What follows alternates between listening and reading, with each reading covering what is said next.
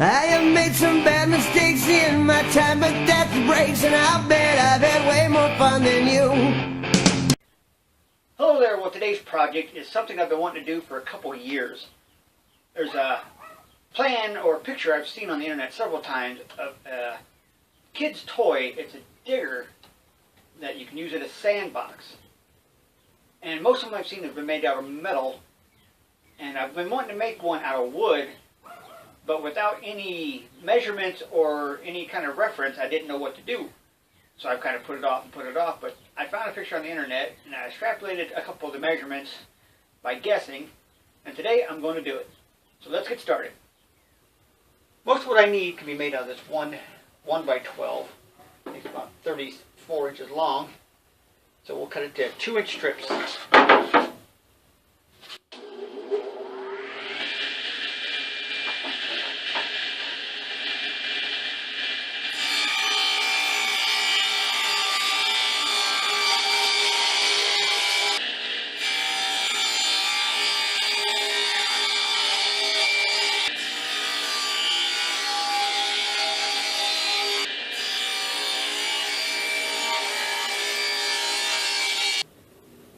Okay, we're done with those 4 strips. I had to change the position of the table saw.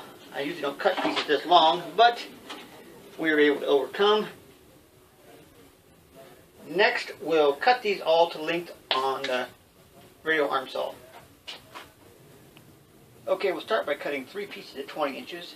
Got the first piece set up, and I'll just match 2 more to get the same cut.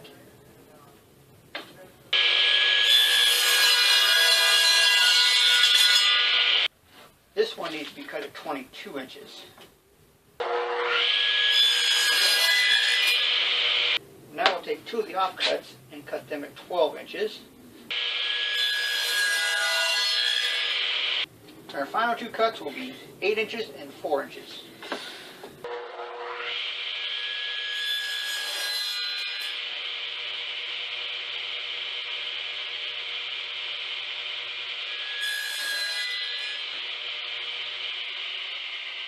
Now we'll work on the 2x4s. First one is 14 inches.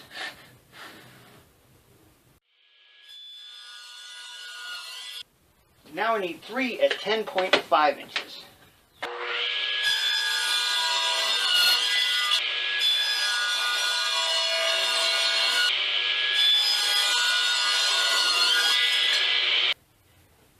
I've marked out all the holes on every piece, marked them what I've called them in my drawing, C2, 8 inches, get 2 holes, 1 on each end, on center, and which is 1 inch, and 1 inch from the end. Let's get started.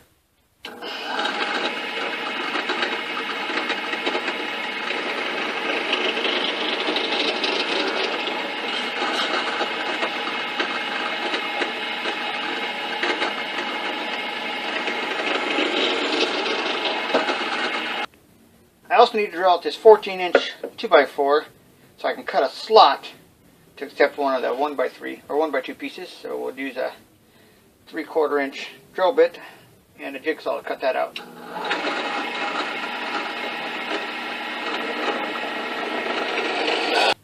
Okay, I started the assembly. I drove a carriage bolt through part B2.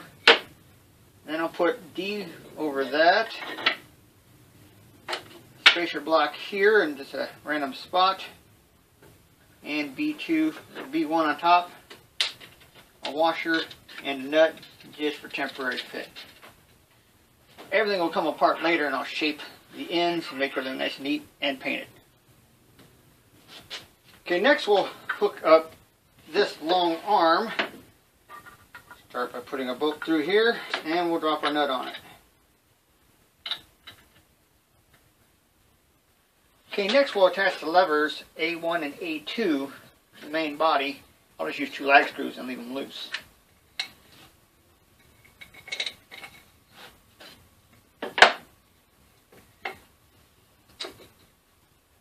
Okay, our next step is to connect the levers to these arms, and we'll use C2 and part D for that. C2 will connect somewhere in here to this, and D will connect somewhere here to this section of the arm. All we need to do is decide where we want the arm. So let's estimate and start drilling some holes. It's all guesswork at this point.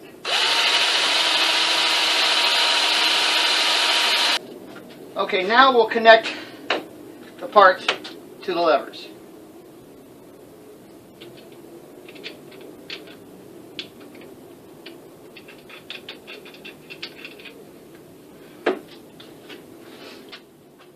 Okay, first we'll estimate where we want this connected.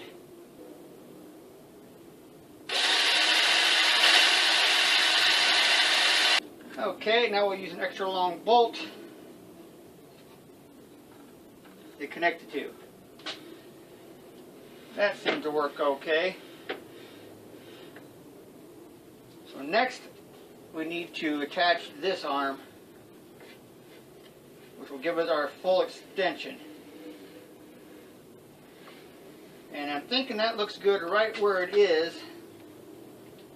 And instead of drilling a hole and running a long bolt, I'll just use a lag bolt on this. Okay, now that it functions, we'll make it look better.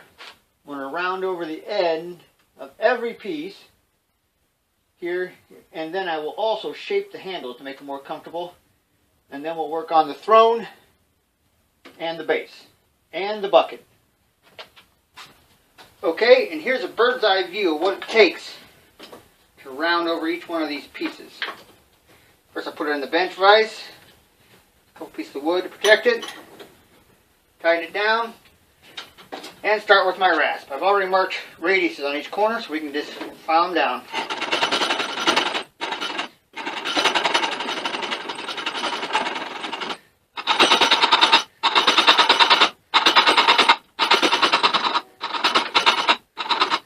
That's all of it. Now we'll move to a little finer file.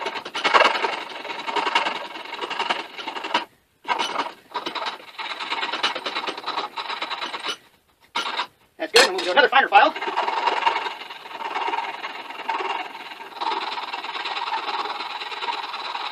And finally, some sandpaper.